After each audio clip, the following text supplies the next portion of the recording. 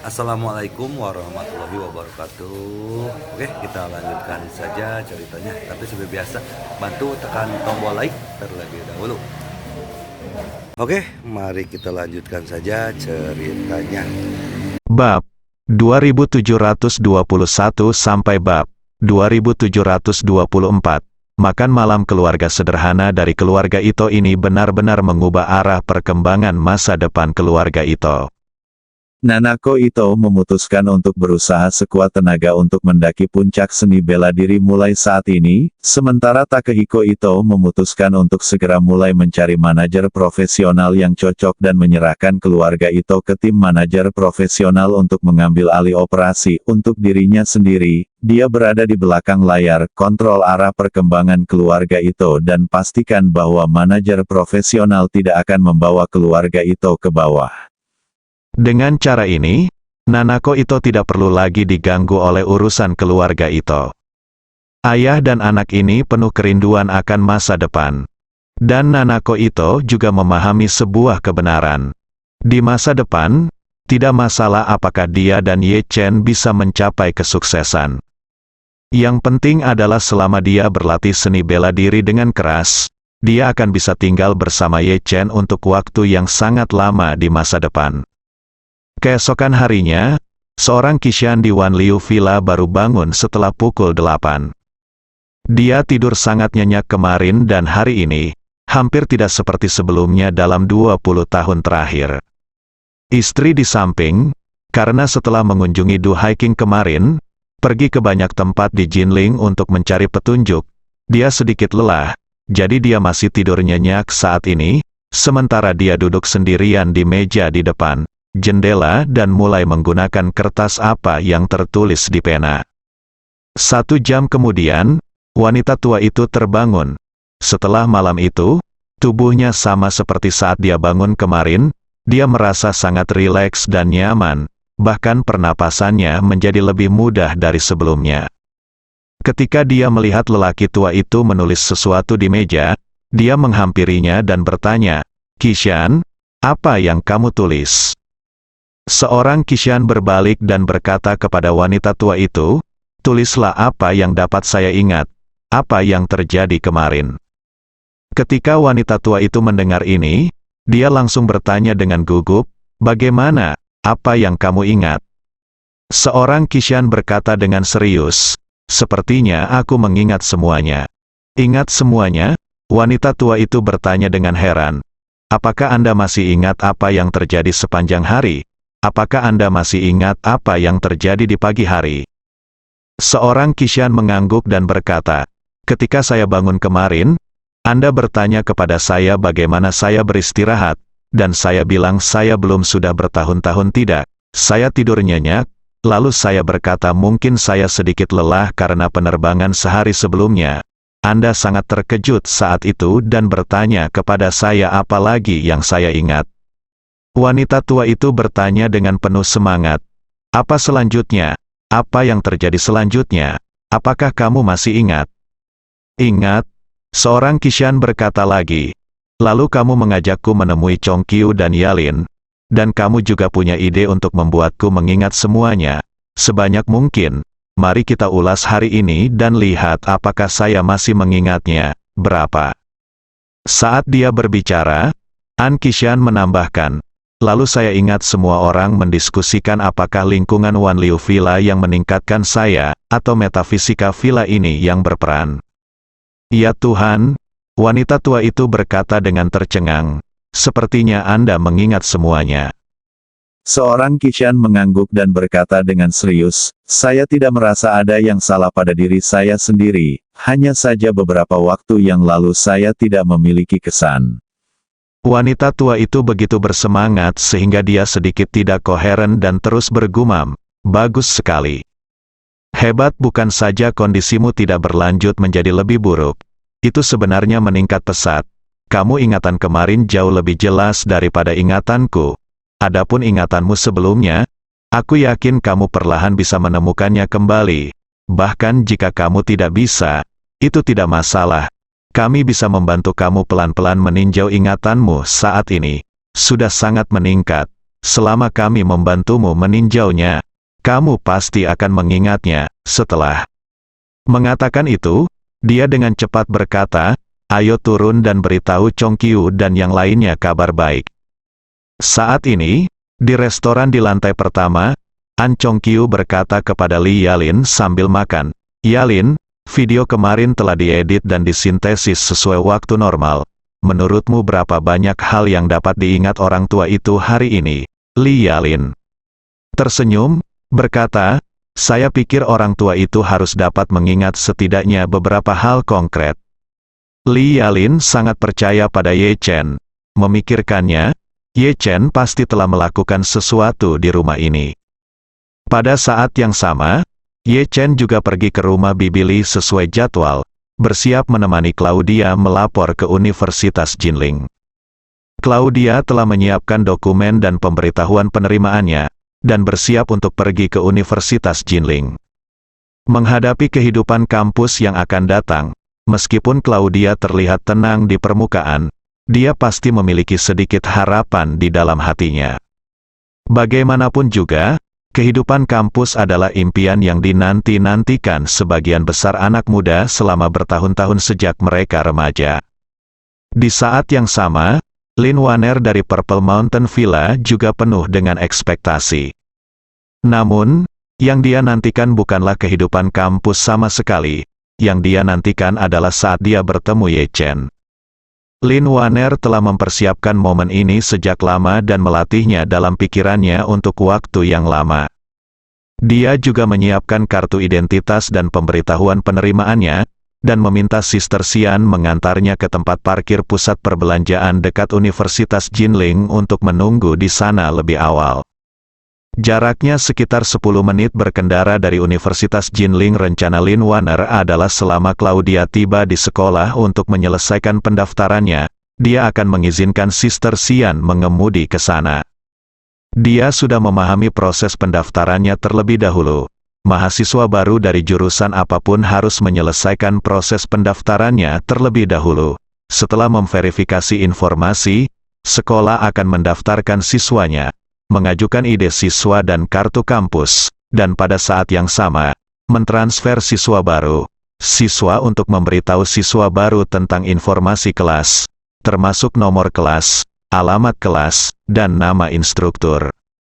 Selain itu, pihak sekolah juga akan menginformasikan nomor gedung asrama kepada mahasiswa baru dan memberikan kunci asrama. Kemudian mahasiswa baru dapat menuju ke asramanya untuk merapikan tempat tidurnya sendiri. Menimbang bahwa Ye Chen akan sangat terkejut ketika dia melihatnya, dan dia bahkan mungkin harus menemukan cara untuk memastikan apakah dia benar-benar mengingatnya saat itu juga. Jadi untuk menghindari komplikasi yang tidak perlu dan dapat dikontrol semaksimal mungkin, Lin Wanner memutuskan untuk menunggu sampai ke setelah Claudia menyelesaikan proses pendaftaran dan pergi ke asrama. Dia pergi untuk mendaftarkan dirinya. Dengan cara ini, dia dapat menghindari pertemuan dengan Ye Chen di tempat umum dan mengatur tempat di mana dia dan Ye Chen akan bertemu lagi di lingkungan asrama yang relatif pribadi. Namun, Lin Wanner tidak yakin apakah Ye Chen akan muncul hari ini.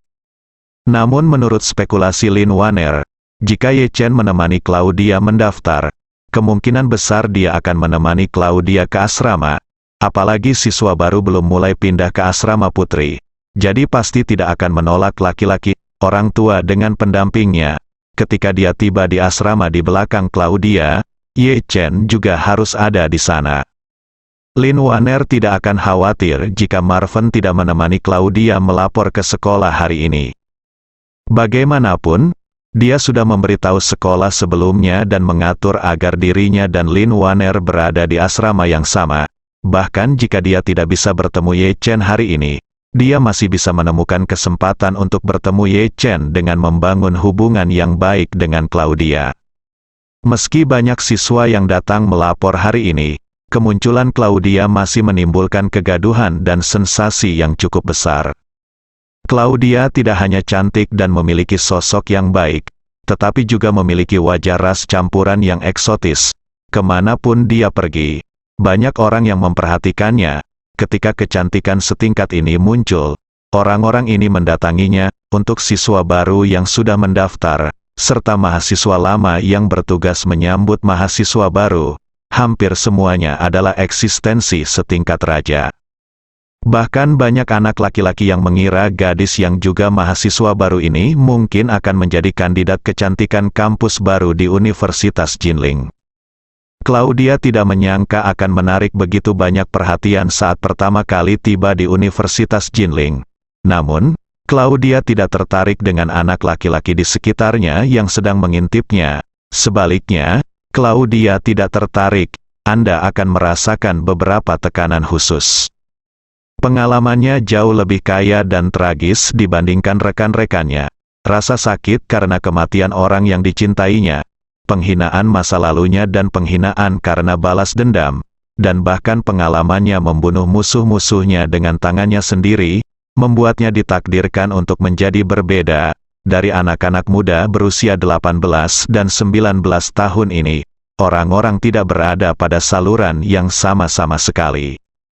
Dalam pandangannya, anak laki-laki yang tidak bisa mengontrol pandangan atau ekspresi karena penampilan perempuan hampir semuanya adalah anak-anak yang belum dewasa. Karena Claudia adalah pelajar internasional, proses pendaftaran diselesaikan di jendela yang didedikasikan untuk pelajar internasional, sehingga hanya membutuhkan waktu lebih dari 10 menit untuk menyelesaikan semua pekerjaan pendaftaran. Selanjutnya, anggota fakultas yang bertanggung jawab atas pendaftaran menyerahkan kepada Claudia satu set kartu akses dan kunci, dan pada saat yang sama berkata kepadanya, "Teman sekelas, asramamu ada di tempat tidur 01 Gedung Putri 301 Gedung Pelajar Internasional. Kamar adalah kamar double. Semua perlengkapan tidur sudah ditempatkan di asrama terlebih dahulu. Kamu bisa pergi dan merapikannya dulu, dan kamu bisa check-in langsung ke asrama hari ini."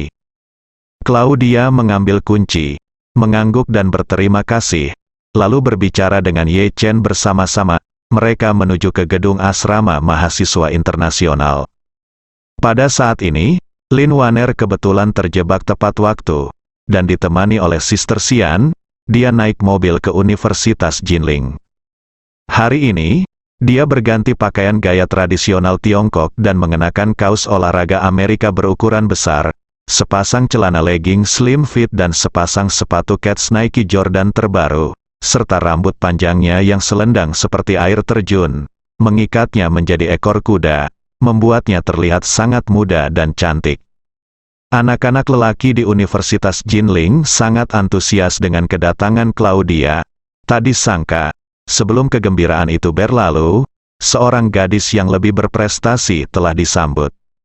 Wajah Lin Waner semuanya mewakili standar tertinggi estetika pria timur bagi wanita timur. Bagi kebanyakan anak laki-laki, dia jelas merupakan eksistensi setingkat dewi. Oleh karena itu, ketika dia muncul di Universitas Jinling, langsung memicu kontroversi yang lebih besar, sensasi. Tiba-tiba dua wanita cantik muncul, dan anak laki-laki dari Universitas Jinling hampir bersorak dan berpelukan untuk merayakannya. Lin Waner juga memperhatikan perhatian yang diberikan anak-anak lelaki ini kepadanya. Seperti Claudia, dia sama sekali tidak memperhatikan seruan dan tatapan anak-anak lelaki ini. Yang bisa dia pikirkan sekarang hanyalah kedatangannya ke Universitas Jinling. Putuskan apakah itu benar atau salah. Di masa lalu, untuk mencegah masyarakat Poking menemukannya, dia bersembunyi di sana-sini. Bahkan ketika dia keluar, dia akan menyamar dengan sangat baik. Tapi sekarang, dia sombong di depan ribuan orang dan berpura-pura acuh tak acuh. Ini adalah ujian besar bagi psikologinya. Lin Waner juga mempertimbangkan dengan cermat masalah ini sebelum datang ke sini. Datang ke Universitas Jinling pasti akan meningkatkan paparannya. Semakin banyak paparan, semakin besar kemungkinan paparan secara teori. Namun, seperti yang sering dikatakan orang dahulu, ada hal-hal besar yang tersembunyi di kota ini. Terkadang, melakukan hal sebaliknya bisa membuahkan hasil yang menakjubkan. Tanpa bantuan Ye Chen, dia tidak akan memiliki kemampuan untuk membalas dendam dari masyarakat Poking. Jadi untuk bisa dekat dengan Ye Chen, dia hanya bisa mengambil risiko dan mencobanya. Karena Lin Waner sekarang menjadi pelajar internasional, prosedurnya hanya memakan waktu 10 menit. Setelah dia mendapatkan kartu akses dan kunci tempat tidur nomor 2 di kamar 301, dia pergi ke asrama pelajar internasional bersama Sister Xian. Dalam perjalanan ke gedung asrama, Lin Waner masih memikirkan apakah dia akan memiliki kesempatan untuk bertemu Ye Chen hari ini. Ye Chen, saat ini, menemani Claudia ke asramanya bersama Bibi Li dan yang lainnya. Karena ini adalah hari pertama penerimaan mahasiswa baru, pihak pengelola asrama tidak melarang laki-laki memasuki asrama putri. Mereka berempat berjalan menuju asrama 301 di lantai 3. Begitu mereka membuka pintu, Li Xiaofen mau tidak mau berseru, "Ya Tuhan, asrama ini luar biasa. Bukankah lingkungannya bagus?"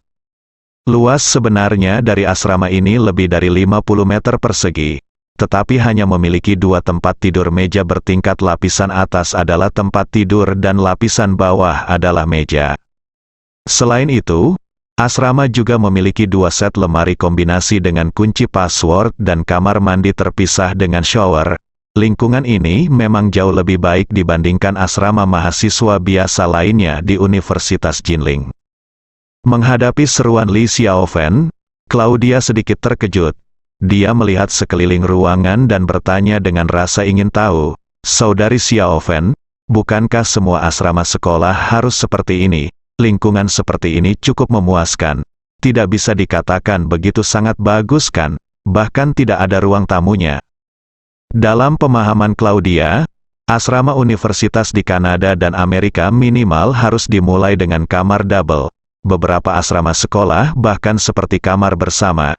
Demikian pula, masing-masing kamar 4 orang memiliki ruang terpisah, dan juga memiliki ruang tamu dan dapur bersama.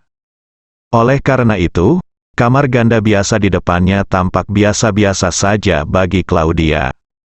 Li Xiaofen tidak tahu seperti apa standar hidup ketika belajar di Universitas Kanada.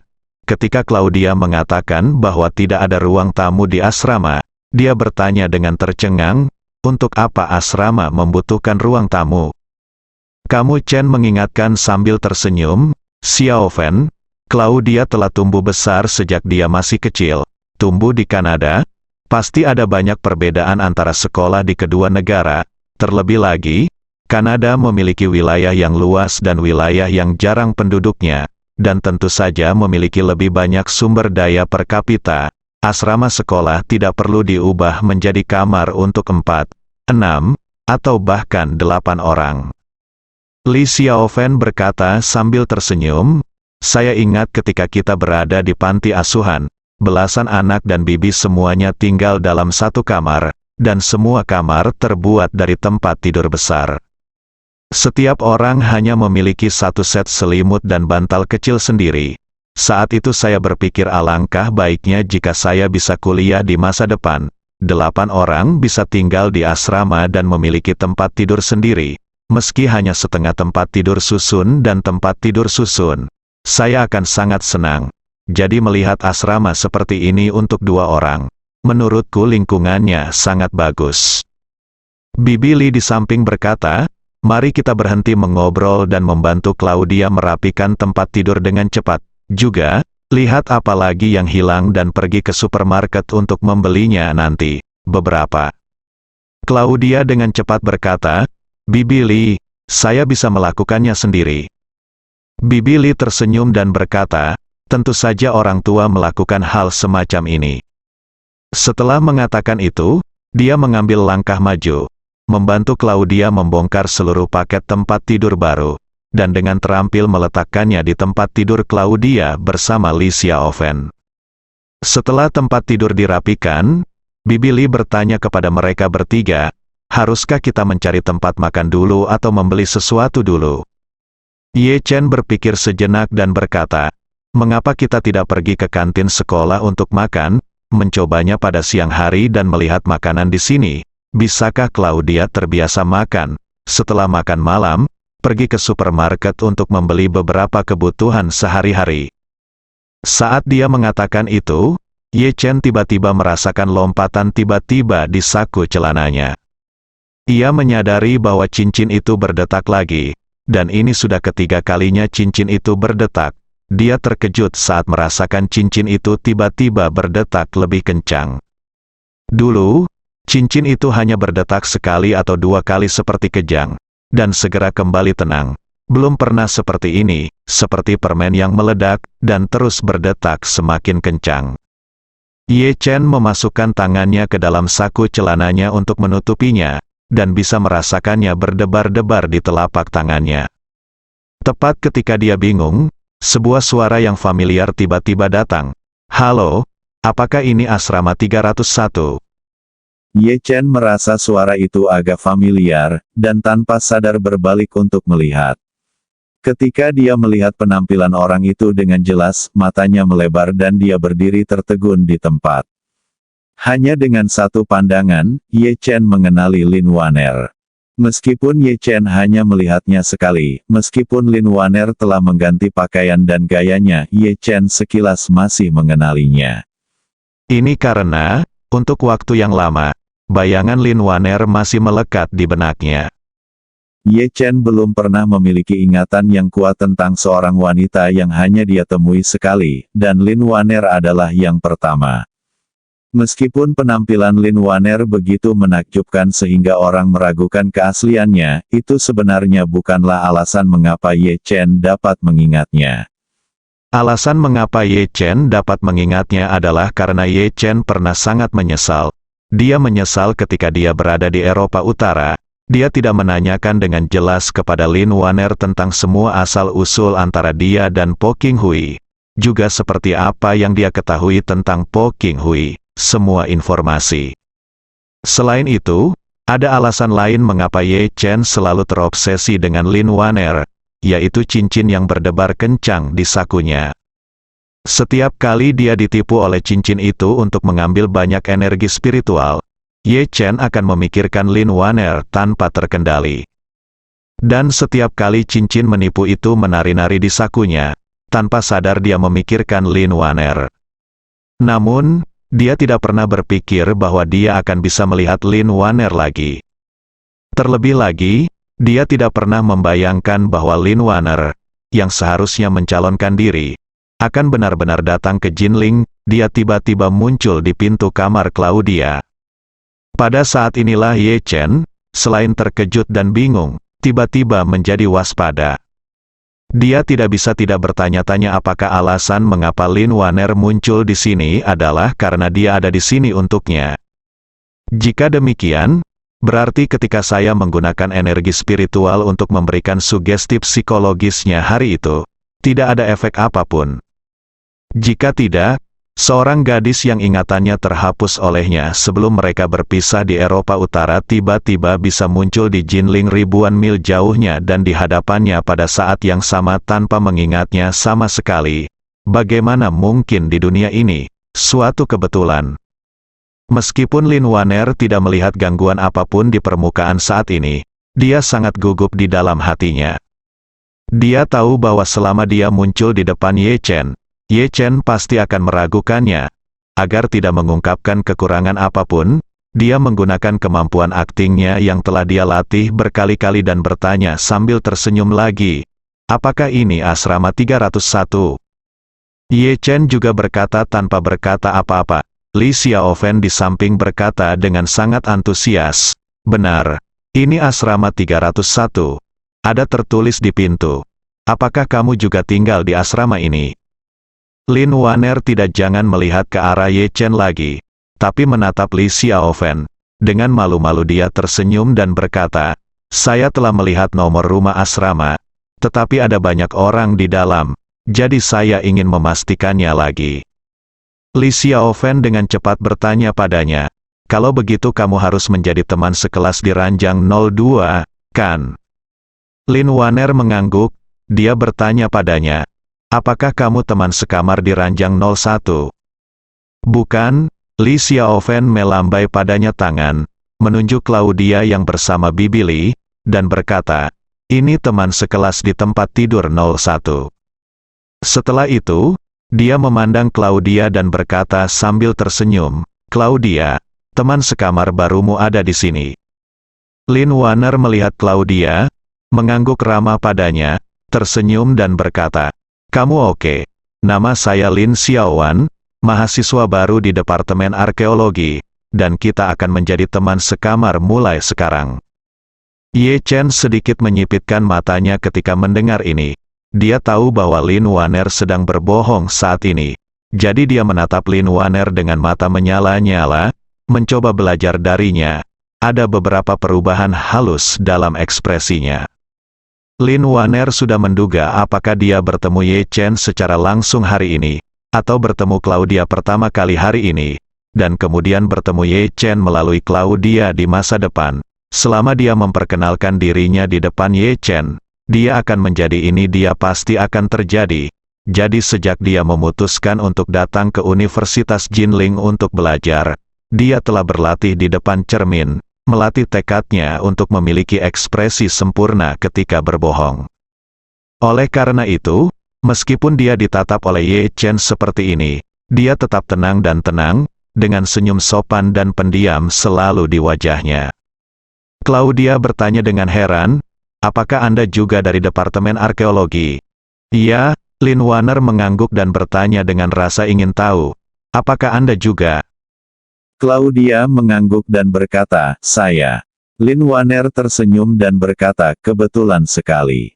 Kami berdua adalah mahasiswa internasional, kami berdua berbicara bahasa Mandarin, dan kami berdua mengambil jurusan arkeologi." Petik 2.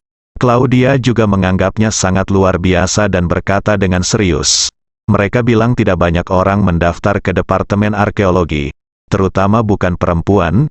Saya siap menjadi satu-satunya perempuan di antara mahasiswa baru tahun ini. Tetapi saya tidak menyangka akan bertemu dengan seorang siswi di jurusan yang sama." Li Xiaofen berkata sambil tersenyum, "Yang lebih penting adalah kalian berdua ditempatkan di asrama yang sama. Ini sudah ditakdirkan." "Iya," Bibi Li juga berkata sambil tersenyum, "Jadi, kalian berdua benar-benar ditakdirkan." Gagak baru kemudian dia ingat untuk memperkenalkan dirinya kepada Lin Wanner. "Halo, nama saya Claudia Dinosio, seorang Kanada keturunan campuran Cina dan Italia." Lin Wanner mengangguk dan mengulurkan tangan untuk menjabat tangannya. Dia berjabat tangan dan berkata sambil tersenyum, "Saya seorang Tionghoa Malaysia. Mulai sekarang, kita semua akan menjadi teman sekelas di asrama yang sama. Panggil saja aku Xiaowan." Li Xiaofen, yang selalu antusias, melihat Lin Wanner datang sendirian dan tidak bisa menahan diri untuk bertanya, "Xiaowan, apa yang kamu lakukan? Seseorang datang ke Jinling dari Malaysia untuk mendaftar." Lin Wanner menggelengkan kepalanya dan berkata, "Kakek saya juga menemani saya ke Jinling. Tetapi bagaimanapun juga, dia sudah tua, jadi dia tidak membiarkannya dia menemaniku." Li Xiaofen berkata, "Kami kebetulan pergi ke kafetaria untuk makan siang. Untuk makan siang, mari kita coba makanan di kafetaria. Apakah Anda ingin ikut dengan kami?" Lin Wanner menolak dengan sopan dan berkata, "Terima kasih kamu, tapi aku harus pulang siang hari. Kakek nenekku menungguku di rumah di Jinling. Ayo makan bersama lagi kalau ada kesempatan. Lagi pula, aku harus tinggal di Universitas Jinling selama 4 tahun." Li Xiaofen mengangguk dan berkata sambil tersenyum, "Oke, saya bisa datang untuk makan malam bersama Claudia di rumah jika saya memiliki kesempatan di masa depan." "Oke," Lin Wanner mengangguk sambil tersenyum, berkata, "Saya pasti akan mengunjungi Anda ketika saya punya kesempatan di masa depan." Ye Chen berdiri di samping dan tidak berkata apa-apa dari awal hingga akhir. Dia terus menatap Lin Wanner dengan matanya.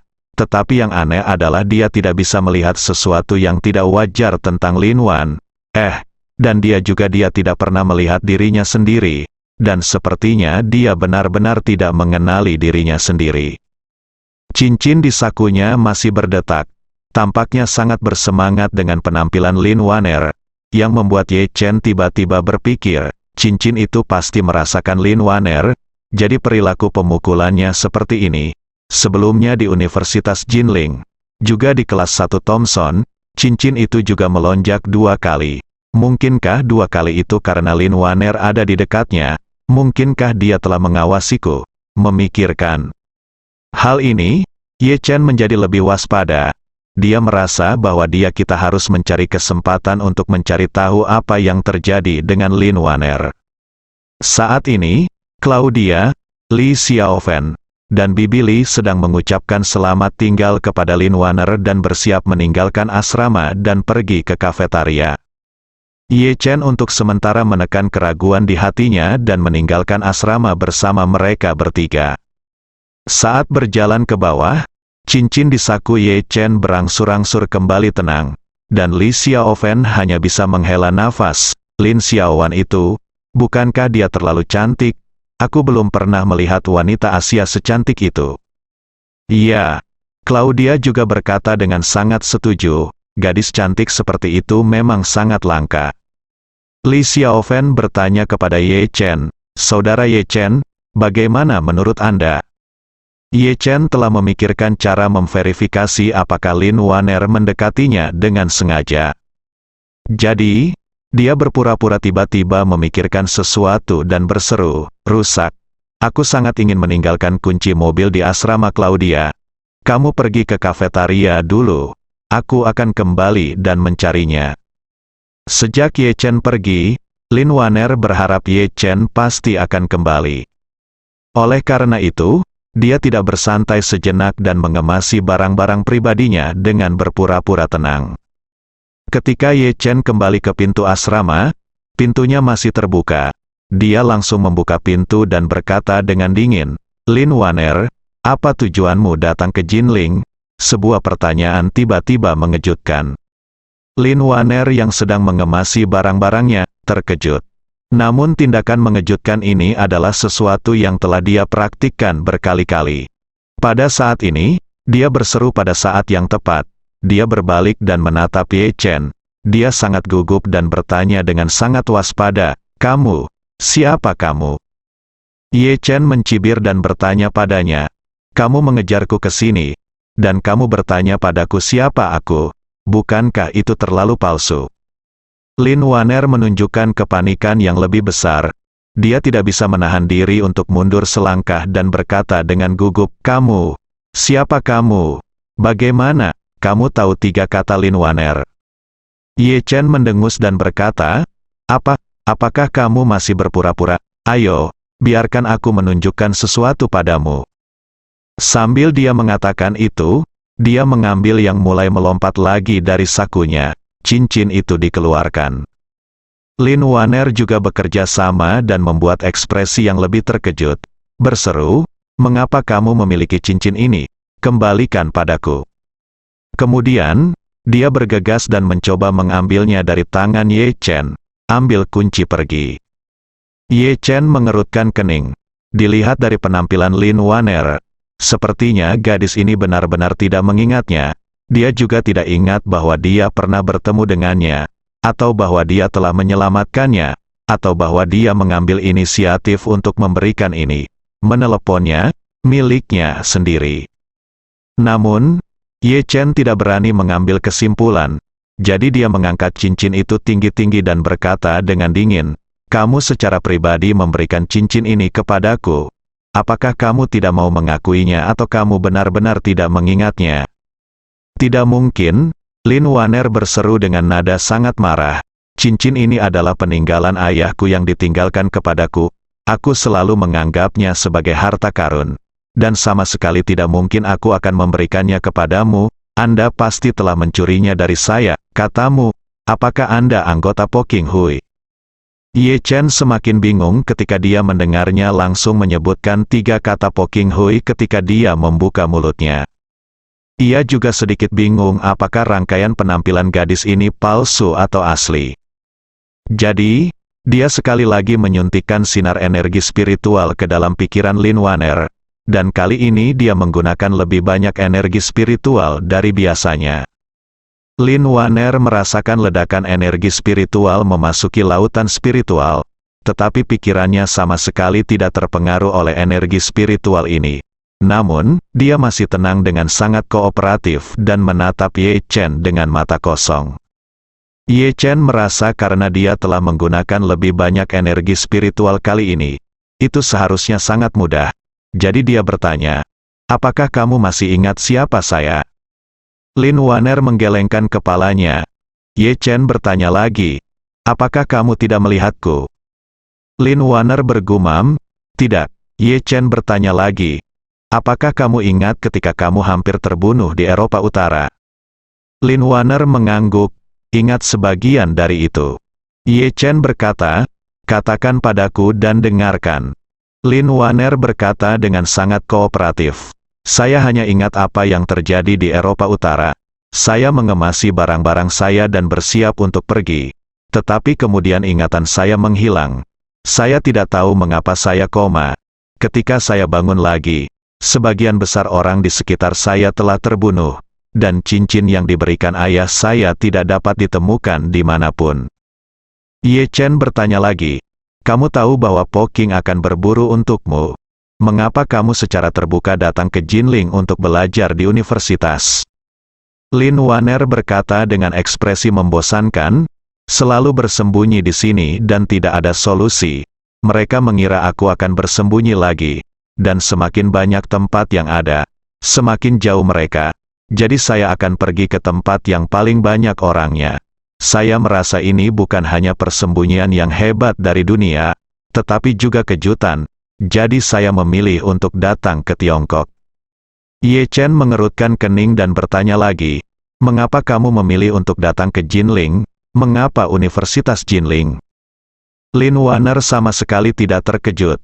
Menjawab satu persatu, "Alasan datang ke Jinling adalah karena kakek saya memiliki beberapa koneksi di Jinling dan dapat membantu saya mengatur untuk masuk Universitas Jinling." "Kakekmu?" Ye Chen bertanya lagi, "Siapa kakekmu?" Lin Waner berkata, "Kakek saya adalah orang terkaya di Malaysia, Qiu Yingsan." Qiu Yingsan. Ye Chen mendengar nama ini lebih dari sekali ketika dia dipindahkan ke Universitas Jinling untuk belajar.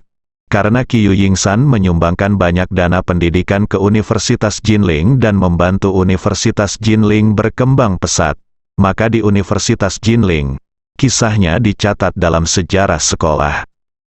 Dia tidak menyangka bahwa Lin Waner sebenarnya ada hubungannya dengan Qiu Yingsan. Jadi dia bertanya dengan lebih terkejut, "Siapa nama aslimu?" Lin Waner berkata tanpa berpikir, "Nama asliku adalah Lin Waner." Ye Chen bertanya lagi, "Nama keluarga Qiu Yingsan adalah Qiu. Nama keluarga Anda adalah Lin? Bagaimana dia bisa menjadi kakek Anda?"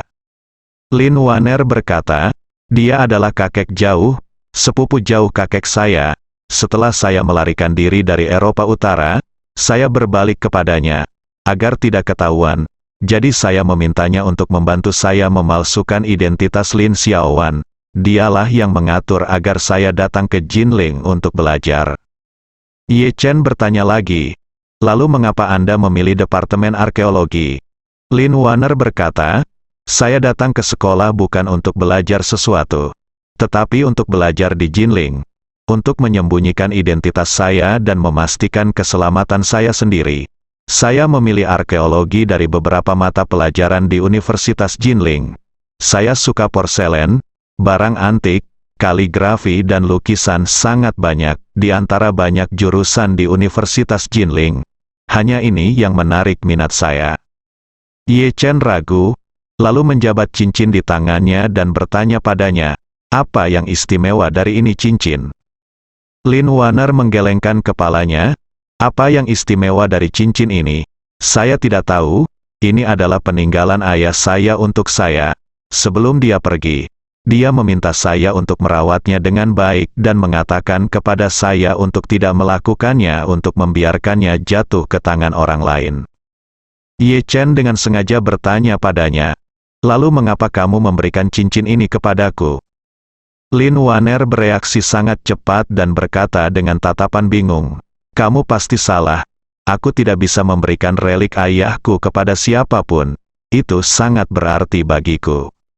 Ye Chen mengerutkan kening dan bertanya, "Siapa ayahmu? Apa pekerjaannya? Siapa nama belakangnya? Di mana dia dilahirkan? Dan di mana dia berada? Mati." Lin Waner berkata, "Nama ayah saya adalah Lin Zulu. Dia lahir di Yanjing dan meninggal di Yunnan Selatan. Mengenai apa yang dia lakukan, saya tidak tahu. Saya hanya tahu bahwa dia adalah seorang pejuang dan memiliki selalu menjadi musuh masyarakat Poking." Ye Chen bertanya, "Mengapa kita menjadi musuh masyarakat Poking?"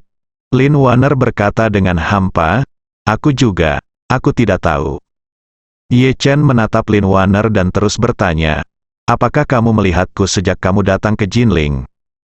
Lin Waner menggelengkan kepalanya, "Tidak." Ye Chen berkata dengan dingin, "Kalau begitu, kamu tahu bahwa kamu adalah apakah cincin ini melompat ketika dekat dengan Anda?" Lin Waner tampak bingung. Saya tidak tahu. Saya tidak pernah membiarkan cincin ini meninggalkan tubuh saya sejak ayah saya memberikannya kepada saya. Dan saya tidak pernah tahu cincin ini akan hilang. Cincin itu melonjak ketika aku semakin dekat." Ye Chen mendengus dingin. "Ketika cincin itu melompat untuk pertama kalinya, aku sedang berkendara menjauh dari Universitas Jinling.